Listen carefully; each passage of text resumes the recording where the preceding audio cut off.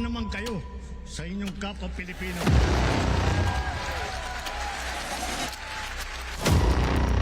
Pinastos pa nila ako.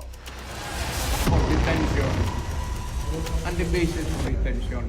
And that's the smoking gun ng proceeds of the illegal.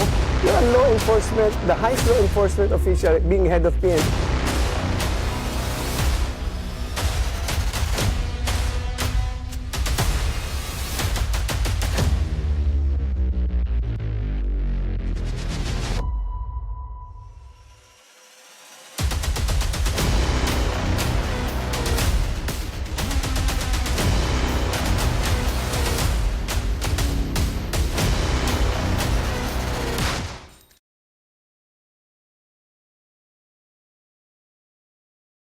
Stalling, Yeah, Kasi Continue mo. paghahalatan tong Supreme Court what the calendar days are and what session days are. You're supposed to be clarifying what these are. And you are supposed to be telling us what are the recommended days para ma-impeach si Sara and para mapag-aralan yung impeachment case laban kay Sara. But what you're doing is you are wanting to bamboozle us, wanting to stall the impeachment proceedings simply because you Ayun, no. Ang ganda pa naman ng sinasabi. Ayan. Sana Spokesnet makabalik ka. Ayan. So, pasensya na po kasi ito ay live stream. Alam nyo naman po, pagka tayo naka-live, usually, meron tayong mga technical difficulties. Pero maraming, I would say maraming salamat para sa mga tao nagsusupport pa rin sa atin.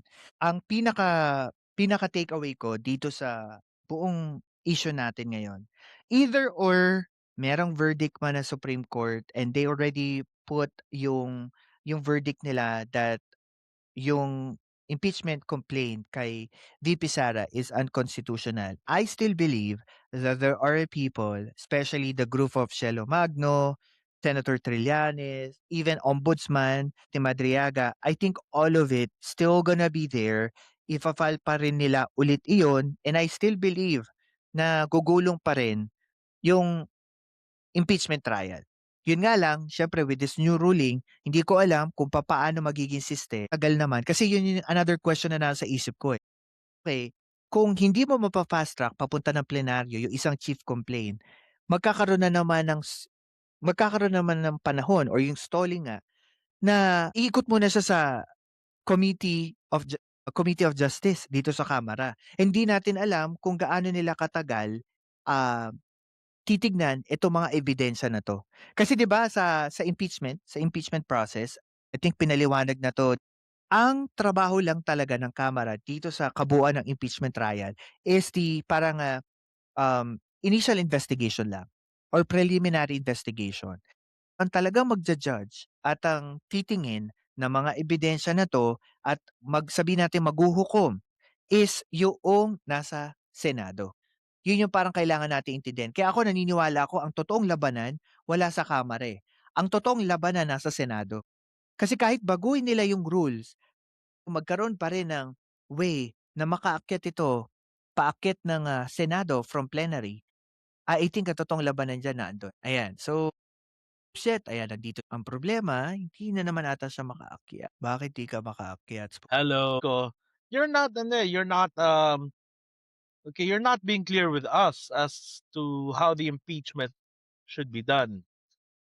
Yung ginawa nyo kay ERAP, yung hindi nyo pinatuloy ang impeachment, that is one example of bamboozling us. Hindi nakapagtataka nagkaroon ng EDSA 2. Kaya ito pinapakita na the Supreme Court has not learned from history. Okay, even the Senate has not learned from history kasi maraming bumoto na wag impeach si ERAP. Kaya pag naulit pa to sa pagkakataong si Sara naman, abay maghahalo talagang balat sa tinalupan even after 25 years. Because remember, okay, it's been 25 years since nag-decide ang Senate na wag impeach si ERAP. Yan. So, we should assert our right to tell the Senate and the Supreme Court to be transparent, specific, and honest when it comes to the impeachment process so that we would not be left ignorant and in the dark.